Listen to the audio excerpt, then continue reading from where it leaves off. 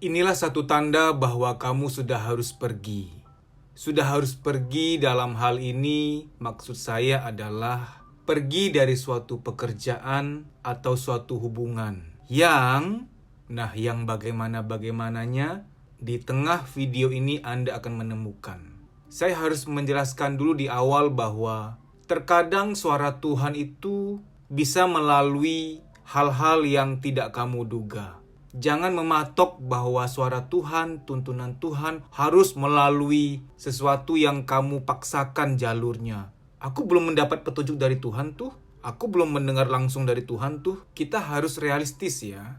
Tentu saja jarang terjadi, malah dalam pengalaman hidup saya, dengar-dengar dari kata orang juga, malah belum pernah terjadi petunjuk Tuhan itu secara audio langsung. Tiba-tiba ada suara Tuhan muncul gitu loh di kamar kita atau di mana. Walaupun itu sangat mungkin, Tuhan Maha Kuasa, Tuhan bisa melakukan apapun.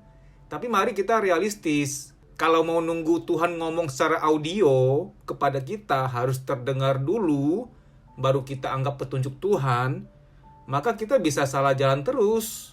Petunjuk Tuhan itu bisa diwakilkan oleh beberapa hal.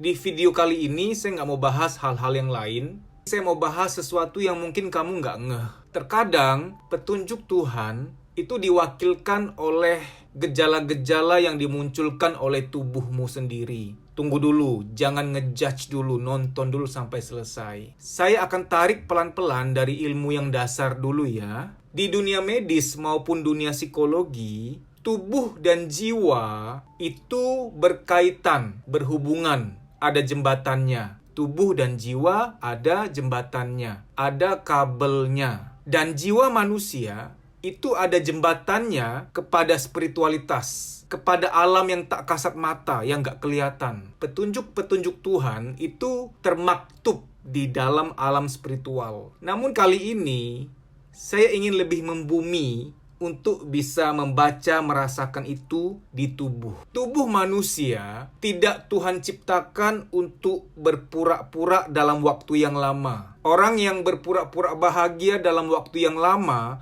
biasanya di tubuhnya merasakan sesuatu gejala yang apabila diabaikan bisa makin serius, makin parah. Saya di bidang psikologi sudah sangat lama dan sudah banyak mendengar, melihat kisah-kisah orang-orang yang terlalu lama menutup-nutupi, terlalu lama berpura-pura, terlalu lama menahan-nahan topeng, yang akhirnya memang berdampak ke badan seperti mah, migrain, nyeri-nyeri nggak jelas di bagian tertentu, yang dipijet, di fisioterapi, nggak sembuh-sembuh. Padahal itu ranahnya bukan biologis atau fisiologis, tapi psikologis. Jadi tubuh memberikan sinyal kepada kita ketika dia merasa bahwa ada kepura-puraan, ada penahanan, ada keterpaksaan di alam jiwa. Sinyal-sinyal di tubuh tidak bisa diabaikan. Manusia itu tidak diciptakan Tuhan untuk berpura-pura, untuk menjalani apa yang dia tidak suka, menjalani apa yang memang tidak untuknya, bukan jalannya. Sesungguhnya batin dalam kita tahu banget apa yang kita harapkan, apa yang kita sukai untuk kita jalani. Sesungguhnya batin dalam kita sangat-sangat tahu apa yang kita inginkan dalam hubungan, dalam pekerjaan. Pengennya pekerjaan yang kayak begini begitu. Pengennya punya hubungan yang kayak begini kayak begitu. Batin dalam. Saya bilang batin dalam ya. Karena ada emosi-emosi yang sifatnya sentimental yang hanya karena situasional. Oh, dia cantik. Oh, dia ganteng. Oh, pekerjaan ini asik. Oh, ini gajinya gede. Oh, kalau kerja di sini banyak network. Oh, kalau kerja di sini fasilitasnya enak. Oh, kalau bersama dengan dia nyaman, soalnya dia bisa ini, dia bisa itu. Itu adalah emosi-emosi situasional, itu adalah perasaan-perasaan di permukaan. Makanya kalau kamu punya coach yang bisa mendeteksi passion kamu yang sesungguhnya, bisa jadi kamu malah agak ada penolakan di awal. Masa sih aku passionnya di pekerjaan ini? Tapi setelah engkau renungkan pelan-pelan, ternyata emang iya juga ya, kayaknya memang itu jalanku ya. Karena kebanyakan sekarang ini orang-orang telah terkontaminasi oleh arus. Sehingga tanpa sadar, keinginan-keinginannya itu keinginan-keinginan yang sudah adopsi, hasil install dari pergerakan zaman. Contoh, kayaknya kerennya jadi YouTuber, banyak duitnya dan terkenal, asik kayaknya. Sehingga banyak orang bercita-cita jadi YouTuber. Nggak masalah, oke-oke saja itu. Tapi kan itu terkena arus. Kalau semua orang begitu, dunia jadi tidak seimbang. Tidak ada lagi tukang parkir. Tidak ada lagi pelayan yang melayani kita di minimarket. Semua orang jadi YouTuber. Boleh-boleh saja kalau itu sampingan. Tapi maksud saya adalah terkadang cita-cita kita itu adalah cita-cita adopsi. Yang kita adopsi dari arus atau dari pertemanan. Misalkan, kita punya teman akrab banget. Kita sangat doyan ketemu dia, apa-apa sharing ke dia, sangat dekat secara emosional kepada dia. Dan kita tahu dia tuh pengen banget jadi dokter. Tanpa sadar, sedikit banyak kita juga terpengaruh pengen jadi dokter juga. Walaupun tergantung orangnya ya, namun persahabatan itu memang mempengaruhi. Law of Chiprat. Sering terjadi loh, saya nggak suka makan apa, tapi karena sering kumpul sama si A, si B yang suka makan itu, ujung-ujungnya jadi suka juga makanan yang dia suka. Law of Chiprat itu nggak bisa dipungkiri. Cuman persoalannya law of Chiprat seringkali mempengaruhi kita sehingga kita tidak menjalani jalan takdirnya kita. Sekarang bagaimana caranya untuk tahu bahwa aku sudah harus pergi dari hal ini? Saya bahas dulu soal relationship. Ini hanya bagi kamu yang belum menikah ya, masih masa pendekatan. Bila dalam menjalani hubungan dengan dia, kamu merasa bahwa belakangan sering capek di badan, nyeri-nyeri nggak jelas, kurang bisa tidur, badan rasanya berat. Yang kamu udah periksa ke dokter. Dokter bilang, kamu sehat kok. Banyak pikiran kali ini, apa sih yang dipikirin? Nggak usah terlalu stres. Kan sering begitu dokter ngomongnya. Kalau dokter sudah bilang kamu nggak kenapa-napa, dan kamu masih ngotot merasa kenapa-napa, nah, itu sinyal dari tubuh. Tubuh tahu kamu tuh nggak happy. Tubuh tahu kamu tuh berpura-pura bahagia. Tubuh tahu kamu sedang menahan-nahan sesuatu. Tubuh dan jiwa itu ibarat dua sahabat, dua sejoli. Mereka saling tahu ada keterbukaan. Kamu bisa bohongi orang lain tentang isi jiwa kamu, tapi kamu nggak bisa berbohong kepada tubuh tentang isi jiwa kamu. Tubuh itu sahabat dekatnya jiwa. Apalagi nyata-nyata kamu tahu bahwa kamu sedang menjalani hubungan yang toksik. Pacar kamu ini benar-benar yang nyakitin kamu, baik secara verbal atau secara fisik maupun dua-duanya. Kamu udah tahu itu nggak benar, kamu nggak pengen lanjut, tapi masih kayak merasa sayang kalau dilepas. Merasa nggak yakin bisa hidup tanpa dia kalau udah putus. Ya silakan dijalani. Kita lihat ya seberapa kuat tubuhmu menahan kepura-puraan, menahan keterpaksaan ini. Sebenarnya ada dualisme. Ada satu bagian dari dirimu yang berkata, aku udah terlanjur sayang sama dia. Aku nggak bisa ngebayangin kalau hidup tanpa dia tuh gimana, kayaknya berat. Itu adalah diri kamu yang lemah, diri ketergantungan. Dan setiap orang ada diri kuat, ada diri superior gitu. Dalam setiap kita ada dua diri itu tuh. Diri lemah, diri yang manja, diri yang nggak visioner, diri yang nggak tegas. Namun sebaliknya ada diri yang kuat, diri superior. Nah, komposisi di setiap orang berbeda. Orang-orang yang spiritual, diri manja, diri lemahnya itu tidak dominan. Yang lebih dominan diri tegasnya, diri bijaksananya, diri visionernya.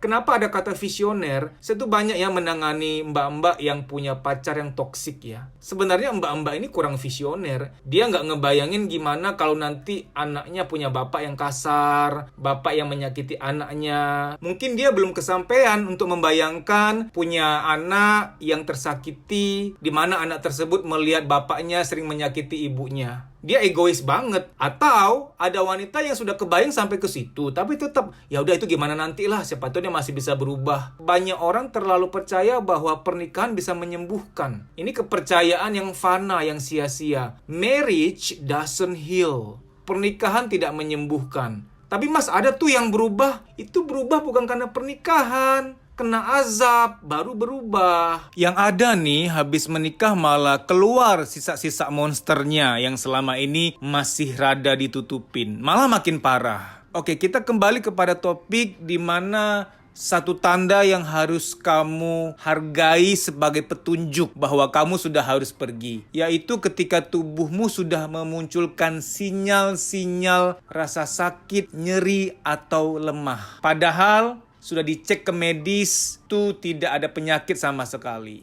Ini pun kalau dibiarkan terlalu lama bisa realisasi, bisa jadi penyakit beneran. Mohon maaf Anda mau setuju atau tidak, tapi saya ingin membuat suatu pernyataan yang mungkin asing di telingamu. Bahwa terkadang tubuh kita, sinyal-sinyal di tubuh kita juga adalah petunjuk Tuhan bagi kita. Apa yang kita jalani ini benar atau enggak. Tapi hati-hati dalam menilai. Kalau memang gaya hidupmu nggak benar, seperti makan sembarangan, tidur jamnya ngawur, gaya hidup yang tidak baik, lalu kamu merasa sakit di bagian tertentu, yaitu memang hal medis, hal biologis. Namun kalau kamu merasa makan teratur, makan bergizi seimbang, tidur juga cukup, olahraga juga cukup, beberapa hal dalam gaya hidup itu baik, namun memang ada nyeri-nyeri tertentu di badan, ada rasa-rasa capek di badan yang nggak jelas. Kayaknya capek aja kayak bawa beban gitu loh. Rasa malas itu juga adalah tanda bahwa badanmu berat, badanmu capek, badanmu lelah. Gini, saya nggak tahu ya apakah kamu pernah mendengar istilah ini ya. Namun waktu saya kecil, waktu saya SD sering banget dengar istilah ini. Mens sana in corpore sano. Mens sana in corpore sano. Yang artinya di dalam tubuh yang sehat terdapat jiwa yang sehat. Tahu nggak apa artinya? Gampang lah ya mengartikannya. Dalam tubuh yang sehat terdapat jiwa yang sehat. Artinya kalau tubuh itu sehat, ya karena jiwanya sehat. Kalau tubuh belakangan sering nggak sehat, itu adalah tanda, itu adalah indikator ada sesuatu di alam jiwa, ada sesuatu nih. Nah, salah satunya memendam banyak sedih, memendam banyak kecewa, memendam banyak rasa takut, rasa marah. Udah kepenuhan tuh gudang jiwa tuh, sehingga mempengaruhi tubuh. Satu lagi, bahwa jiwa sedang menjalani apa yang benar-benar dia nggak nyaman, dia nggak suka. Jiwa sedang menjalani suatu pilihan hidup yang benar-benar nggak dia banget, nggak mau banget begitu gitu. Mas, tapi aku sayang sama dia. Itu fenomena kebersamaan, fenomena keterpautan jiwa, terpaut. Kamu terpaut sama dia, ada momen-momen kenangan, ada momen-momen indah. Makanya saya pernah bilang di Instagram saya, kalau belum yakin banget mau menikah dengan dia, jangan sering-sering pergi sama dia ke tempat-tempat indah. Momen-momen indah, suasananya, pemandangannya, memorinya, itu terukir di alam bawah sadar. Sehingga memori itu, emosi itu jadi kuat. Kalau kamu merasa nggak bisa move on dari dia, itu karena kenangan itu yang menyiksa. Bukan karena dia jodoh kamu. Apalagi banyak orang salah paham yang nggak melek psikologi. Aku kok sering mimpiin mantan ya mas? Jangan-jangan dia jodohku kali. Kok aku sering mimpiin dia ya? Mimpiin seseorang bukan berarti dia adalah jodohmu loh. Jangan salah paham loh.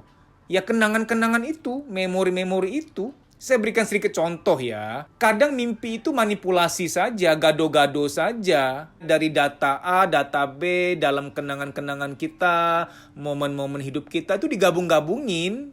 Gado-gado jadinya gitu. Jadi kalau kamu masih mimpiin mantan, tolong ya, itu bukan tanda bahwa dia jodoh kamu loh, bukan loh. Bisa jadi karena masih kangen belum move on, bisa jadi karena ada kesel yang belum kelar, bisa jadi mungkin ada yang masih nyangkut. Mungkin dia hutang belum bayar kali. Buruak-kakak. Oke, kembali kepada topik. Dalam hubungan kamu yang sekarang ini, saya minta tolong ya, ini jangan dipakai untuk yang sudah menikah. Karena yang sudah menikah itu sudah takdir. Saya sedang menasihati yang belum menikah. Suatu ilmu belum datang ke kamu udah keburu menikah, berarti itu memang takdirmu di situ. Tapi bagi kamu para single yang nonton video ini, kamu kan belum menikah. Masih PDKT, masih penjajakan. Ingat, ilmu ini datang duluan sebelum menikah. Berarti ilmu ini petunjuk untuk kakek nenek kita, untuk orang tua kita yang dulu memang belum ada ilmu beginian. Ya, pernikahan mereka memang sudah ditakdirkan, sudah digariskan. Namun segala bentuk ilmu yang sudah kamu terima itu bentuk persiapan untuk kamu melangkah. Jadi ketika belakangan ini kamu merasa udah nggak jadi dirimu sendiri, kerja makin males,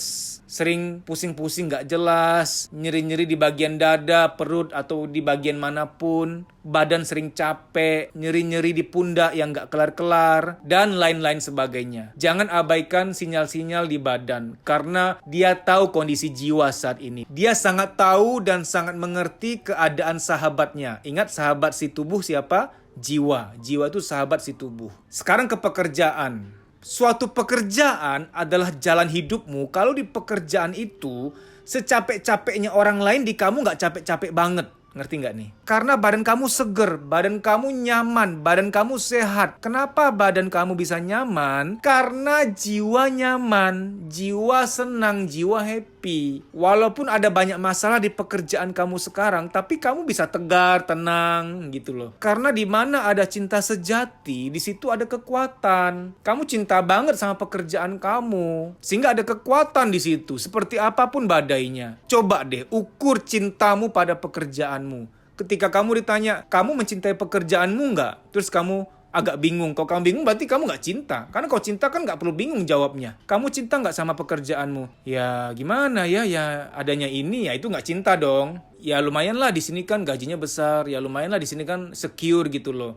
Penghasilan juga bagus. Ya itu bukan jawaban yang diharapkan sih. Saya tahu ada dilema bahwa Mas sekarang boro-boro mau cari pekerjaan sesuai dengan passion. Ada gaji aja udah syukur. Saya tahu kok. Tapi kan di video ini kita lagi bicara yang ideal. Ya tentu saja dalam kenyataan kan kita nggak boleh terlalu pilih-pilih. Yang ada dikerjain dulu. Cari pengalaman. Boleh-boleh aja, sah-sah saja. Tapi ini spesifik untuk kamu yang lagi nonton video ini, di mana di pekerjaan kamu yang sekarang ini memang badan kamu tuh udah berteriak gitu loh. Sering capek-capek nggak jelas, tidur pun susah, sering migrain, mah, dan penyakit-penyakit lainnya. You are not really happy at this place. Kamu nggak benar-benar bahagia di sini. Maksud saya adalah, kalau sampai tubuhmu pun sudah memberikan sinyal, berarti itu sudah nggak bahagia banget. Ada bangetnya. Kenapa sampai nggak bahagia banget? Kenapa sampai ada kata banget? Karena sudah mentok, sudah batasnya. Kamu berpura-pura nyaman, kamu berpura-pura bahagia, kamu menahan-nahan. Semoga kamu bisa segera sadar, pergi ke jalan yang memang ditakdirkan untukmu. Teman-teman, bagi kamu yang merasa butuh coach yang membantu kamu meninjau, menganalisa persoalan yang sedang kamu hadapi, kamu bisa ikuti program coaching. Cara daftarnya adalah tolong follow Instagram Kuliah Psikologi, DM ke sana untuk mendaftar. Nanti prosedurnya, caranya akan disampaikan. Setelah sudah terdaftar, nanti saya akan telepon kamu secara pribadi, kita diskusikan. Nanti kita lihat itu butuh konsultasi saja atau sudah berada pada level di mana juga sudah butuh terapi psikologis untuk bisa mengatasi situasi tersebut.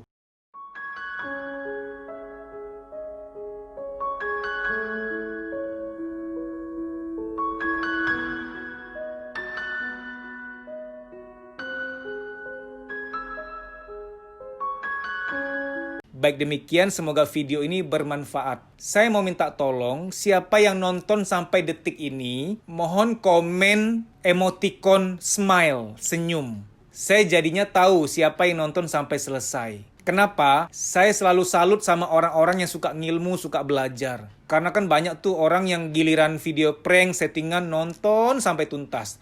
Tapi video ngilmu begini, di skip-skip aja gitu loh. Saya tuh sering tahu lihat kolom komentar, oh ini berarti dia yang ngasih tanda ini nonton sampai habis. Keren gitu loh. Saya lihat namanya siapa gitu. Kagum aja, kagum. Karena gini, saya kan orangnya cukup kutu ilmu ya. Kalau kita pernah dengar istilah kutu buku, ini lebih luas, kutu ilmu. Maka kalau saya tahu ada orang-orang lain yang juga kutu ilmu tuh kayak seneng aja. Sekaum nih, kaum yang dahaga akan ilmu. Demikian ya, terima kasih ya.